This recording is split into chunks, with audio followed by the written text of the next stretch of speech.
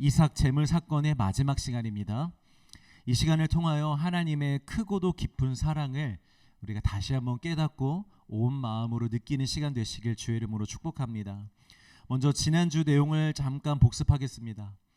아브라함의 신앙은 신용만 하는 신앙이 아니었습니다.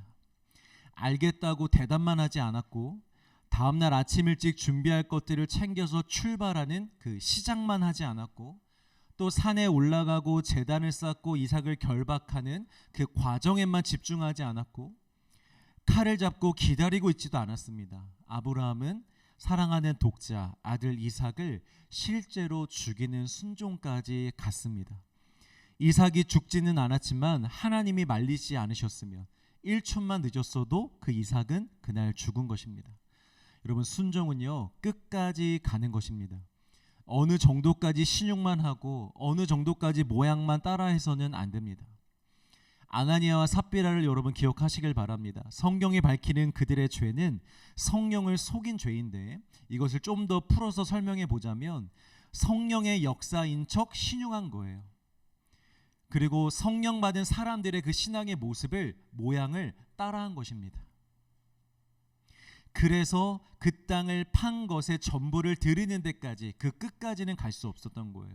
여러분, 진짜와 가짜는 언제 드러나냐면 마지막까지 갈 수 있느냐 없느냐, 거기에서 드러나는 것입니다. 믿음으로 순종하려는 것과 다른 목적을 가지고 흉내 내려고 하는 것의 차이는요 끝까지 가느냐 가지 못하느냐에서 드러난다라는 거죠. 예수님을 판 유다도 사실 돈을 쫓고 있었어요. 마음으로는. 그런데 겉으로는 흉내를 내고 있었어요. 누구 흉내? 제자 흉내. 제자인 척, 예수님을 섬기는 척, 예수님을 따라가는 척 흉내를 냈어요. 그러나 끝에서 드러나게 됐죠. 끝까지 가지를 못하는 거예요. 예수님이 십자가가 아니라 군병들에게 잡혀가시려고 하자 이미 대세가 기울어진 것 같자 그 끝까지 가지 않고 끝까지 섬기지 않고 중간에 포기했던 것입니다. 하나님은 아나니아와 삽비라의 생명을 거두어 가시면서 강력하게 메시지를 주고 있는 거예요. 신용만 하는, 모양만 따라하는 신앙은 생명이 아니라고, 결국 다 이렇게 죽음으로 끝나게 될 것이라고 말씀해 주고 있는 것입니다. 그러나 믿음이 있어도 믿음이 매우 약하여 매번 순종의 끝까지 가지 못하는 경우도 있죠. 대부분은 우리가 그런 경우죠. 우리의 모습 가운데도 이런 모습들이 있을 것입니다. 보이지는 않지만 분명히 존재하는 어느 한계의 선, 그 이상은 가지 않으려고 하고 그 이상은 하지 않으려고 하는 선이 있어요. 내가 정한 선일 수도 있고요, 살아온 환경에 의해서 세워진 선일 수도 있습니다. 그러나 그 선이 어떻게 해서 생겨나게 됐는지는 그렇게 중요하지 않아요. 어쨌든 우리가 믿음이라는 능력으로 넘어가야 할 선일 뿐입니다. 요즘 시대는 이 심리학이 많이 발전을 해서 인간의 사고와 행동의 원인을 상당 부분 잘 설명해 줍니다. 그래서 아마 여러분들도 다들 어설프게나마 내가 왜 이런 식으로 말하는지, 내가 왜 이런 식으로 생각하고 행동하는지 대충 아실 거예요. 혹시 모르는 사람이 있다면 한번 이것을 알아보는 것도 좋아요. 내가 어렸을 때 어떤 환경에서 자라서 내 언행이 왜 이렇게 형성이 됐는지를 한번 아는 것도 좋습니다. 특히 부부끼리는 더 좋습니다. 우리 두 사람도 이런 대화를 꼭 해보셨으면 좋겠어요. 네가 왜 그렇게 얘기하는지, 네가 왜 그렇게 행동을 하는지 어디 한번 알아보자 하면서 대화 시간을 가지면서 그것을, 과거를 아는 시간이 되게 중요하다라는 거예요. 나를 이해하고 상대를 이해하는 데 큰 도움을 줍니다. 그런데 여러분, 그것을 아는 것이 곧 변화는 아닙니다. 아는 것과 변화하는 것은 엄연히 다른 것입니다. 내가 왜 이런지를 알게 되었고 상대가 왜 그런지를 알아도요 잘 고쳐지지가 않아요. 싸움이 쉽게 해결되지는 않아요. 왠지 아세요? 그 선을 넘는 데는 지식이 아니라 능력이 필요하기 때문입니다.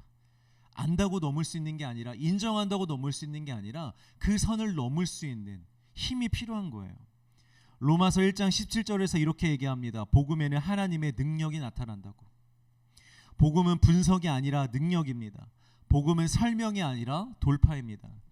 그래서 성경에 나오는 대부분의 사람들을 보면 심리적인 치유와 위로보다는 먼저 하나님의 말씀과 성령의 능력을 경험하고 그 힘으로 삶을 돌파해 나가는 이야기들이 대부분이에요. 마음을 위로받고 어떤 심리적인 안정을 취한 다음에 그 다음에 하나님을 잘 따랐다 이런 얘기는 거의 없어요. 그게 아니라 하나님의 임재, 하나님의 말씀, 성령의 능력을 받고 자신들의 삶의 선들을 돌파하며 앞으로 나아갔던 이야기들이 대부분이라는 거죠. 여러분, 우리 힘으로는 끝까지 못 갑니다. 아브라함도 믿음의 힘으로 끝까지 순종할 수 있었던 거지 자신의 어떤 의지와 결단으로 할 수 있었던 게 아니었어요. 저와 여러분들도 먼저는 이 믿음의 능력을 얻으시는 자들 되기를 주의 이름으로 축복합니다. 그리고 그 믿음으로 여러분들이 정해놓은 선들 혹은 나도 모르게 정해진 선들, 그 삶의 선들을 돌파하면서 뛰어넘으면서 사시는 분들이 되시길 간절히 소망합니다. 자, 두 번째로 아브라함은 단순히 시험을 통과하기 위해서만 모리아 산에 올라갔던 게 아닙니다. 아브라함은 분명히 하나님을 예배하러 올라갔습니다. 아무리 하나님을 믿어도 하나밖에 없는 아들을 자신이 직접 죽여서 제물로 드리는 일은 너무나 힘들고 고통스러운 일입니다. 그런데 그렇게까지 할 수 있는 이유가 무엇이냐면 하나님의 존재의 가치, 그 가치가 내게 속한 그 어떤 가치보다 높은 것을 알고 있기 때문입니다. 나의 감정, 나의 생각, 내 소유, 내 아들, 심지어 나의 생명보다도 하나님의 가치가 더 높다라고 인정한 거예요. 그리고 더 나아가서는 이 모든 것을 주신 분이 하나님이라는 사실을 믿고 있었던 것입니다. 이렇게 모든 존재의 가치를 정확하게 제대로 알고 있는 것, 그리고 그 가치의 질서를 따라 살아가는 것, 여러분, 그게 바로 예배입니다. 선악과도 여러분 단순한 시험이 아니었습니다. 선악과는요, 질서예요, 질서. 눈으로 보면은 아담과 하와가 에덴의 주인처럼 보여요. 하나님은 안 보이시잖아요. 아담과 하와가 에덴에서 모든 것을 지금 경영하고 다스리고 있다고요. 아담과 하와가 마음만 먹으면 얼마든지 먹을 수 있고, 자고 싶으면 자고, 일하고 싶으면 일하고, 자기들 마음대로 살 수 있는 환경이었어요. 그래서 얼핏 보면 그 두 사람이 주인공처럼, 주인처럼 보인다고요. 그러나 하나님은 그게 질서가 아니라는 거예요. 선악과를 하나 넣으시고, 자, 너희들의 주인은 나야. 이 모든 것의 주인은 나야. 이 질서를 잡아주시는 그것이 바로 선악과였던 거예요. 그래서 아담과 하와는 그 선악과를 보면서 저건 먹으면 안 돼, 이런 생각을 하면서 그 자체가 하나님께 예배가 되는 거였어요. 맞습니다. 하나님이 우리의 주인이십니다. 하나님이 이 모든 것의 주인이십니다 라고 고백하는 거죠. 반대로 그 가치의 질서가 엉망이 되고 뒤섞여 버리면 아무리 시간과 물질을 써서 예배를 드린다고 해도 예배가 될 수 없습니다. 그런 예배는 가인의 예배예요. 가인의 예배. 드리긴 드렸는데 하나님께서 받지 않으시는 예배, 가인의 예배가 될 수 있다라는 거죠. 그래서 여러분, 예배는 감정의 문제가 아닙니다. 가치의 문제입니다. 오늘 이상하게 내 마음이 좀 평안하고 평소보다 컨디션도 더 좋아, 잠도 잘 자서, 그래서 적극적으로 찬양도 하고 했다고 해서 더 나은 예배를 드린 것이냐? 아니라는 거죠. 오늘 또 말씀을 듣는데 뭔가 마음에 울컥함이 있고 기도를 하는데 울컥함이 있어서 눈물이 났다. 그러면 평소보다 내가 더 깊은 예배를 드린 것이냐? 아니라는 거예요. 그런 걸로 판단할 수 없다라는 거죠. 혹 몸이 너무 피곤하여 적극적으로 내가 오늘 찬양하지 못했다 할지라도, 말씀을 듣고 기도를 하는데 눈물이 나오지 않다 할지라도, 우리 마음속 안에서 하나님이 나에게 가장 소중하십니다. 하나님 한 분만으로 주님 충만합니다 라는 진실한 고백이 있다면 이미 최고의 예배를 드리고 계신 거예요. 믿으시길 바랍니다. 저와 여러분들의 예배가, 이 예배가 계속 되어졌으면 좋겠어요. 감정에 의하여, 분위기에 의하여, 환경에 의하여 눈물도 흘리고 기뻐하고 그런 찬양도 때로는 필요하죠. 그러나 그게 예배의 본질이 아니라 우리 안에 있는 믿음의 고백, 하나님이 내 전부이십니다. 하나님이 나에게 가장 소중하십니다. 그 고백을 가지고 살아가는 참된 예배자들 되시길 주의 이름으로 축복합니다. 자, 이제 남은 이야기들을 마저 보겠습니다. 두 사람이 제사를 드릴 장소에 도착하자 이삭이 묻습니다. 번제할 제물이 어디냐고. 아마 이삭은 처음부터 묻고 싶었을 거예요. 왜냐하면 보통의 상황이라면 집에서 출발할 때 집 안에 있는 가축 한 마리를 가지고 제사를 드리러 가는 게 맞아요. 그런데 아버지가 웬일인지 가축을 데려가지 않아요. 그래서 이삭이 처음에 아마 의식 단어가 갑자기 생각이 나는데 아마 처음에 좀 그랬을 거예요. 아니 아버지가 왜 이번에는 가축을 데려가지 않는 거야? 하는 마음이 있었을 거예요. 그런데 가다가 혹시 뭐 다른 데서 사시려고 하나? 이 정도만 생각했던 것 같아요. 그리고 이제 3일 동안 길을 걸어왔어요. 이제 산을 올라가야 되는데 가축이 아직 없어요. 근데 아버지가 그냥 올라가재요. 그래서 묻는 거예요. 재물이 어딨냐고. 자, 그러자 아브라함이 이렇게 대답합니다. 22장 8절입니다. 시작. 아브라함이 이르되 내 아들아 번제할 어린 양은 하나님이 자기를 위하여 친히 준비하시리라 하고 두 사람이 함께 나아가서. 여러분 한번 이 순간 이삭의 입장에 되어 보시겠습니까? 지금 3일 동안 걸어왔어요. 번제를 드리기 위하여. 이제 막 산을 오르고 있습니다. 그런데 가장 중요한 재물이 없습니다. 무조건 재물이 있어야 번제를 드릴 수 있잖아요. 근데 그 중요한 재물이 없어요. 산 위에 올라갔다가 재물이 없으면 어떻게 됩니까? 다시 산을 내려와야 되죠. 3일 길을 다시 걸어서 집에 가야 되죠. 또 3일 길을 걸어와야 되죠. 그 산을 또 올라가야 되는 거예요.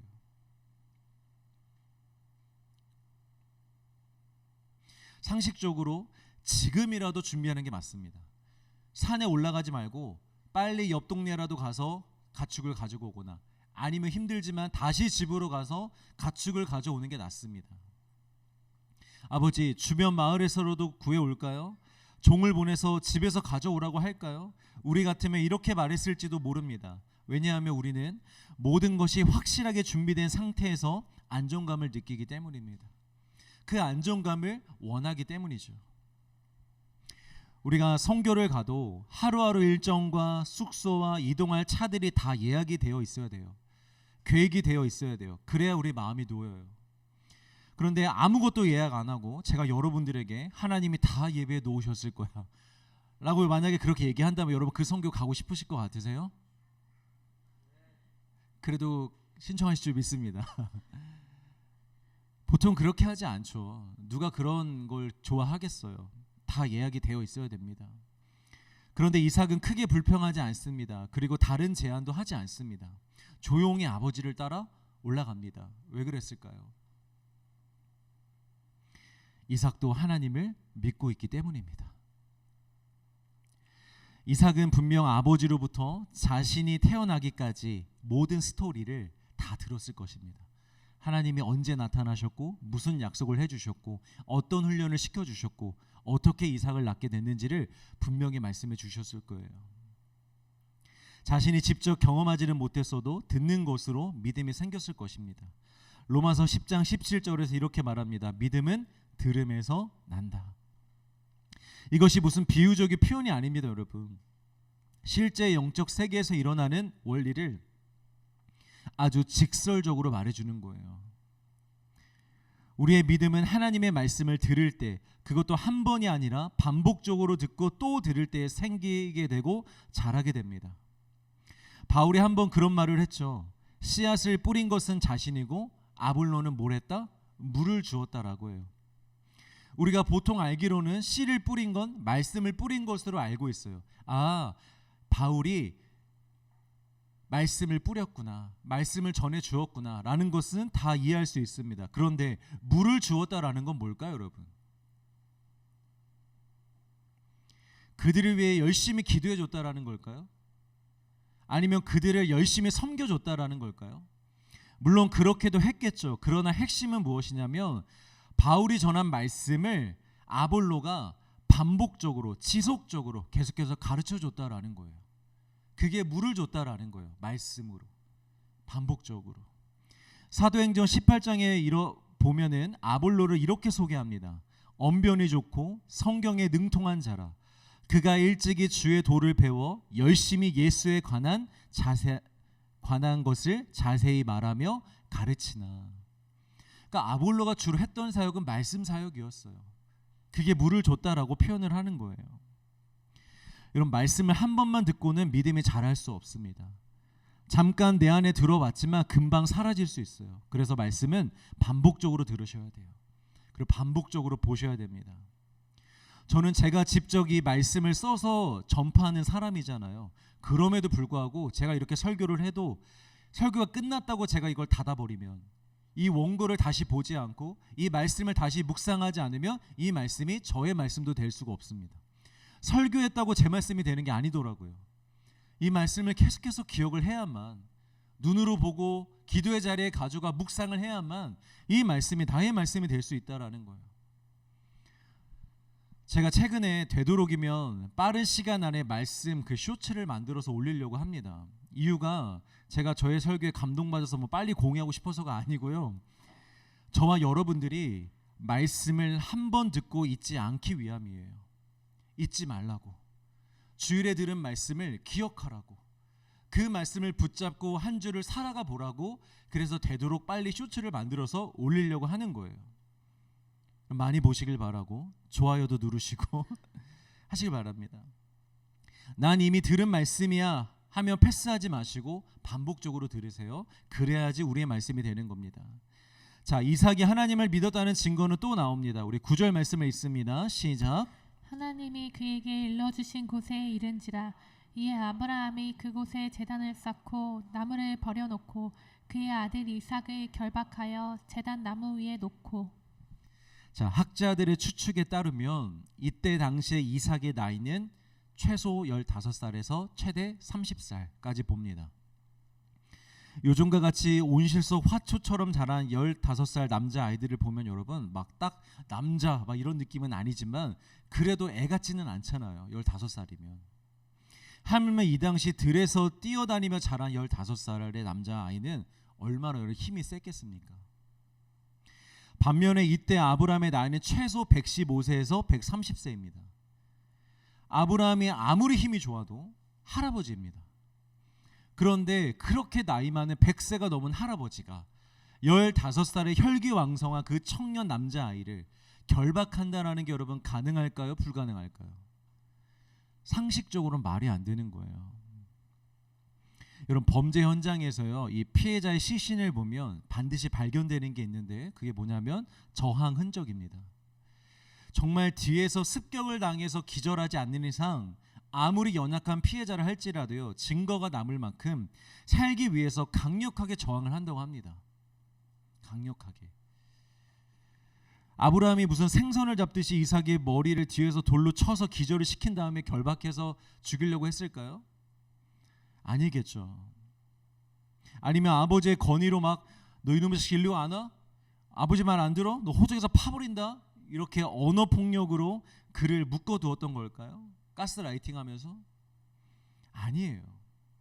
성경이 기록되진 않았지만 아브라함은 분명히 이렇게 얘기했을 거예요. 지금부터 잘 들으세요.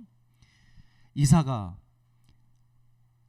하나님이 너를 제물로 바치라고 하신다. 100세에 너를 낳게 하신, 지금까지 나를 인도하시고 우리를 인도하신 하나님이 너를 제물로 바치라고 하신다. 그러나 아들아, 우리가 잊지 말아야 할 것이 있어. 하나님께서 여러 번 말씀하셨어. 다른 아들도 아닌 이삭, 바로 너를 통해 하나님이 민족을 이루시겠다고.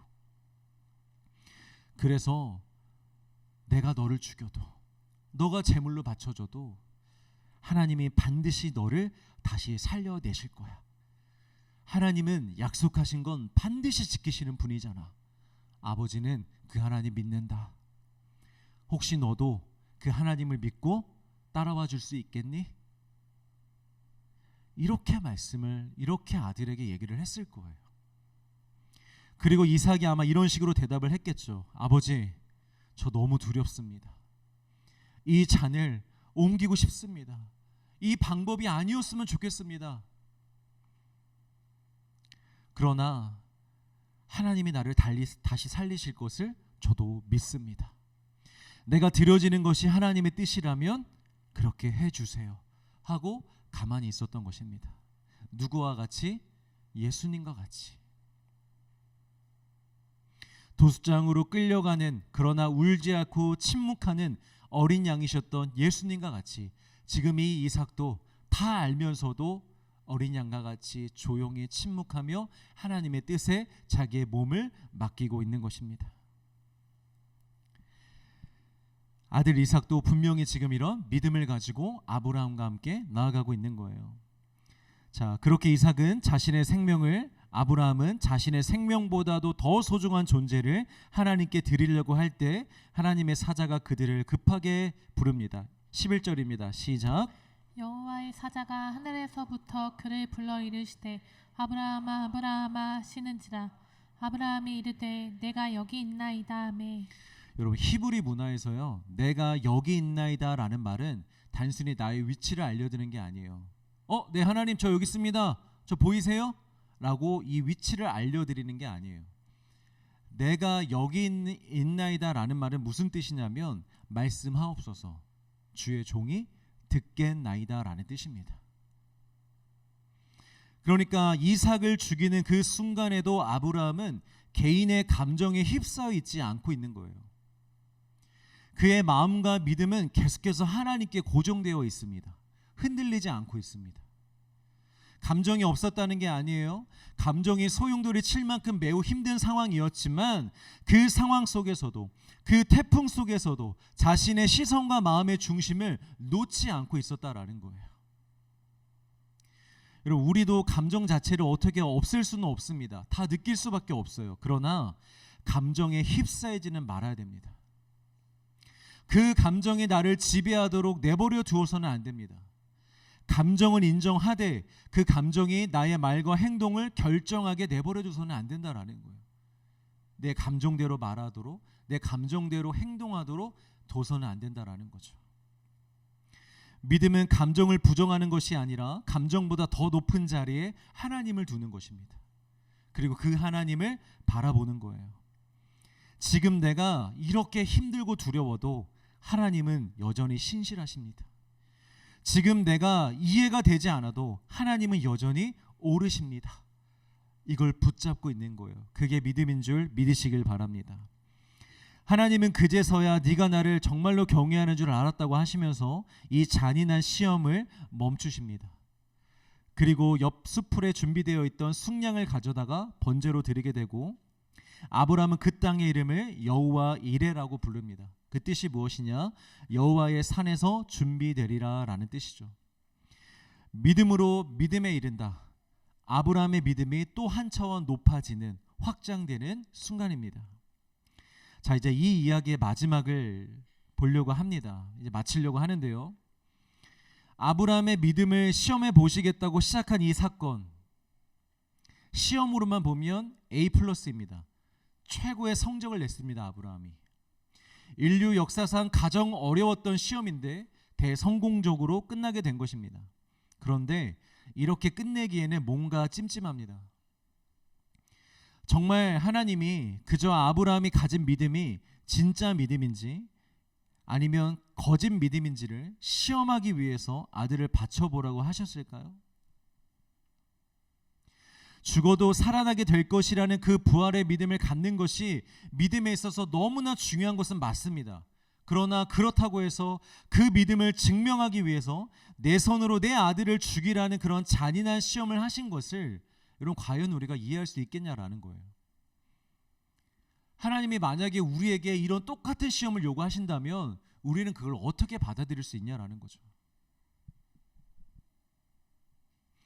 지난 시간에 말씀드렸다시피 아브라함이 이삭을 바치기까지 그 과정은 결코 평안한 과정이 아니었습니다. 쉬운 과정이 아니었습니다.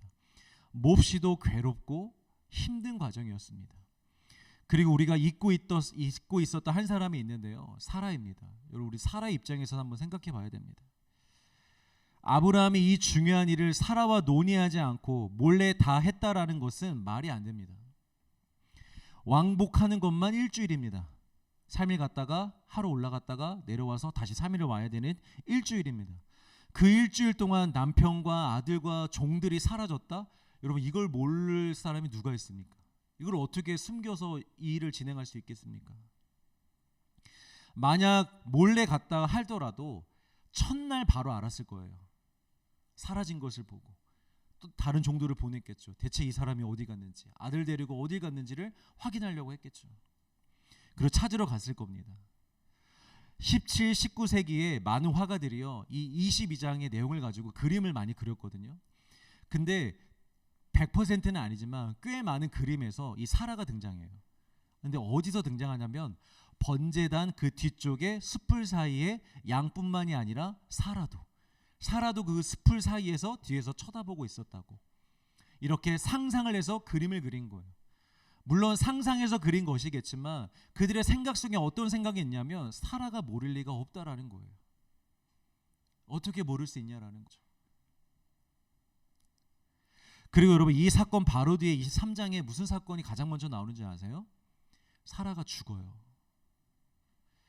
그래서 많은 학자들이 추측하기로는 사라가 그때 당시에 이삭을 바치는 사건의 충격으로 심신이 급격히 약해졌다가 죽었을 것이라고 추측을 합니다.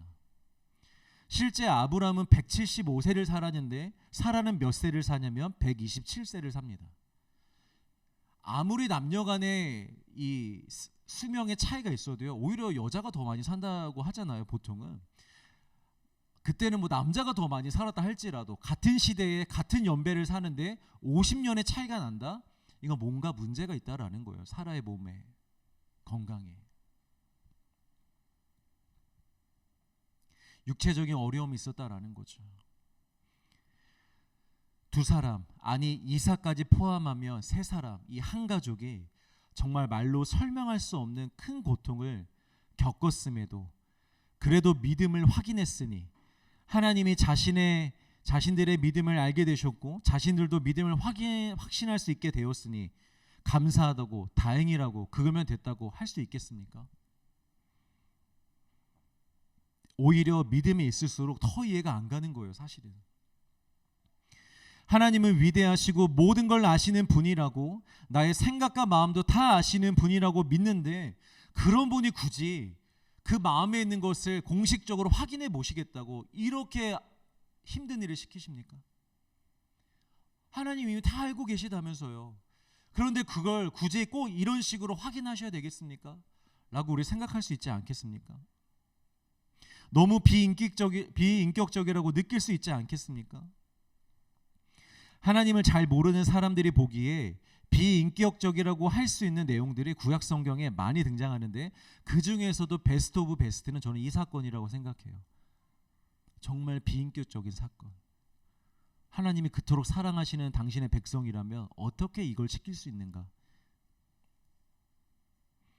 비록 이삭이 죽지 않았다 할지라도 하나님이 인정하셨던 것처럼 아브라함은 그날 자신의 아들을 자기 손으로 죽인 거예요.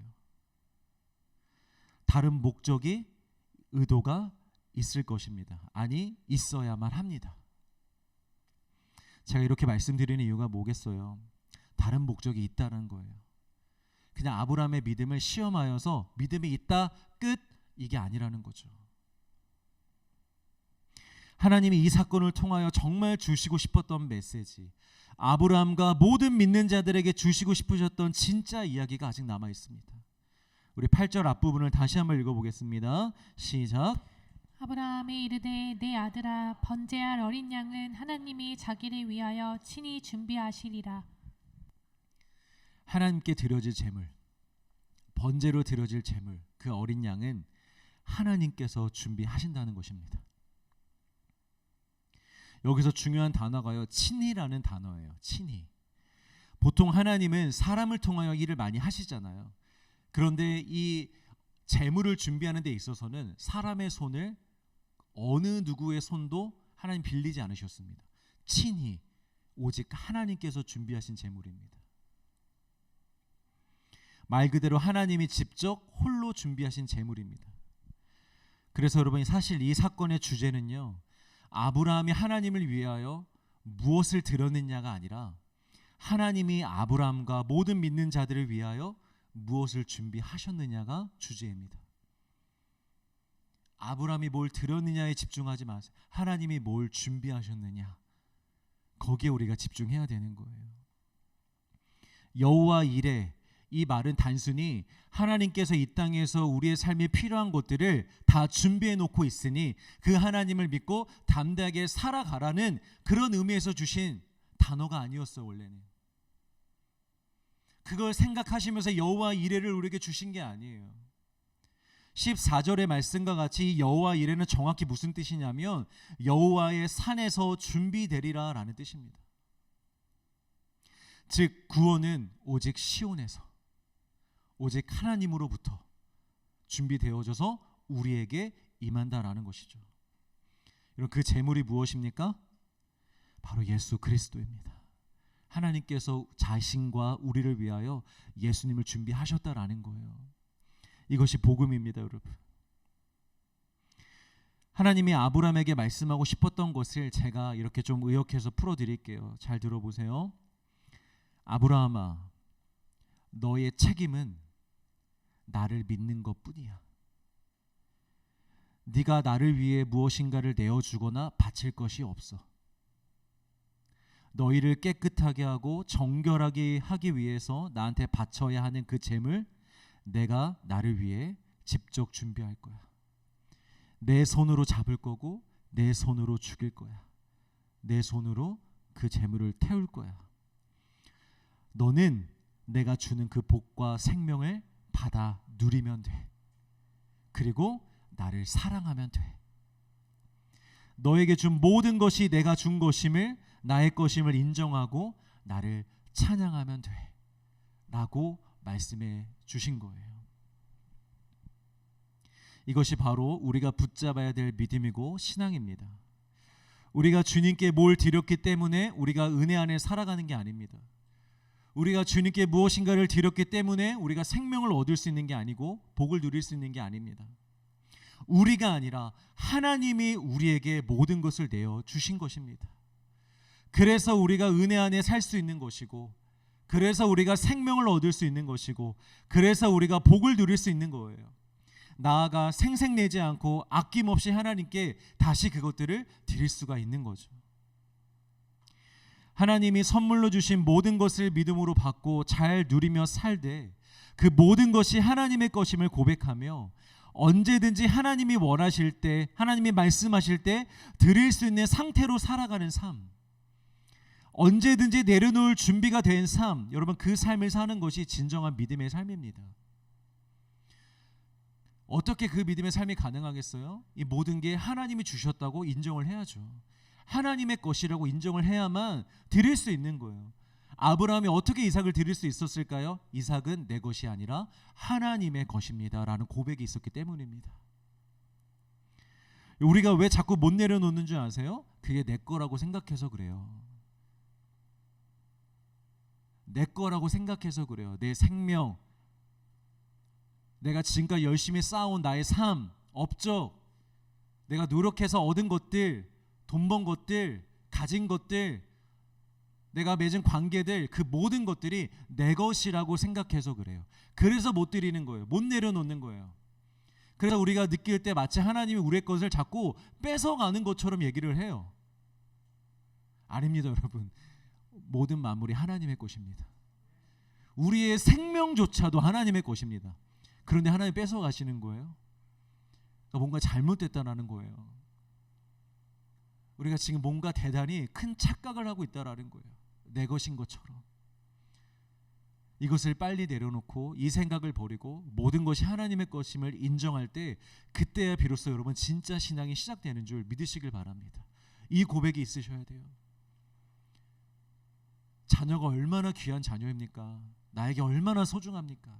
그러나 그 자녀조차도 하나님이 주신 것으로 인정하고 고백할 수 있을 때 드릴 수가 있는 것입니다. 마지막으로 다시 한 번만 질문해 봅시다. 그러면 그냥 그렇게 말씀해 주시면 되잖아요. 너희들을 위한 재물, 나를 위한 재물 내가 준비할 거야, 내가 내 아들 독자를 너에게 줄 거야 라고 말씀으로 해주시면 되잖아요.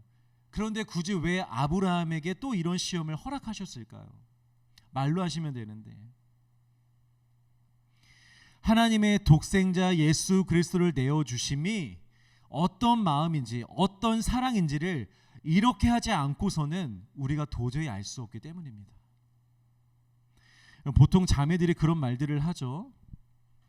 사랑한다고 말해줘야 알지, 말해주지 않으면 어떻게 알아? 라고 자신들의 남자들에게 그렇게 얘기합니다. 그런데 여러분 정말 말만 해주면 돼요? 말만 해주면 여러분 알아요? 그러면 또 나중에 그러죠. 넌 말만 해. 맨날 말만 사랑한다고 하고 말만 날 좋아한다고 하지 보여주라고, 행동하라고, 태도가 이게 뭐냐고 이렇게 얘기를 해요. 그런데 친애하는 형제님들, 이게 맞는 말이에요. 사실은 사랑을 말로 다 알 수 없어요. 어떻게 사랑을 말로만 표현할 수 있어요? 내가 널 사랑해. 그럼 상대가 네가 날 정말 사랑하는구나 어떻게 느낄 수 있어요, 여러분? 말로는 다 못 알아요. 그리고 마음도 마찬가지로 말로는 알 수 없어요. 그 사람의 마음을 반드시 경험해 봐야 돼요. 느껴야 돼요. 그래야 사랑과 마음을 온전히 이해할 수 있는 거예요. 그래서 아브람과 그의 가족을 인간 대표로서 경험시켜 주신 거예요. 그래서 아들도 100세에 낳게 하신 것입니다. 왜냐하면 아브람에게 이 이삭이요 가장 소중한 아들이 돼야 되거든요. 그냥 뭐 20대 30대 때 누구나 다 낳는 아들 똑같이 낳아도 물론 사랑하겠지만 100세에 낳은 아들과 비교해서 여러분 마음이 같겠냐고요. 다를 수밖에 없어요. 얼마나 귀한 아들인데요. 얼마나 소중한 아들인데요. 역사가 있는 아들이잖아요. 스토리가 있는 아들이잖아요. 그만큼 더 귀하고 가치 있게 여길 수밖에 없다고. 그래서 하나님의 100세 주신 거예요. 하나님에게 예수 그리스도가 얼마나 귀한 아들인지를 설명하시기 위해서.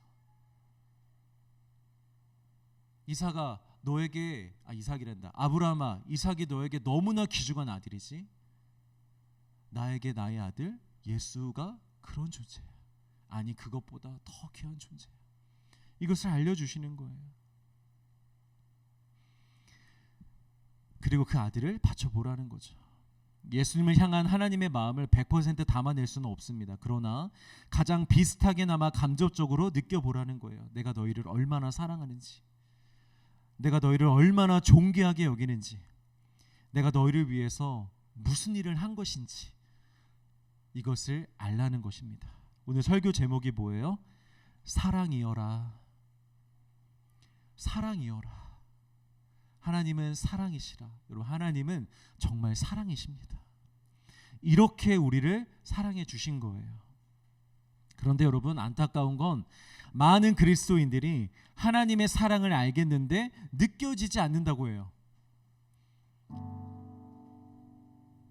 많이 들어서 많이 봐서 알는데 저도 하나님이 저 사랑하시는 거 알아요. 그런데 잘 안 느껴져요 라고 얘기를 많이 해요. 우리도 보통은 그렇죠. 여러분, 하나님의 사랑을 자주 느끼며 살아가십니까? 하나님이 나를 정말 사랑하신다고 하루하루 그 사랑을 느끼면서 살아가고 계십니까? 아마 안 그러실 분들이 더 많으실 거예요. 저를 포함해서.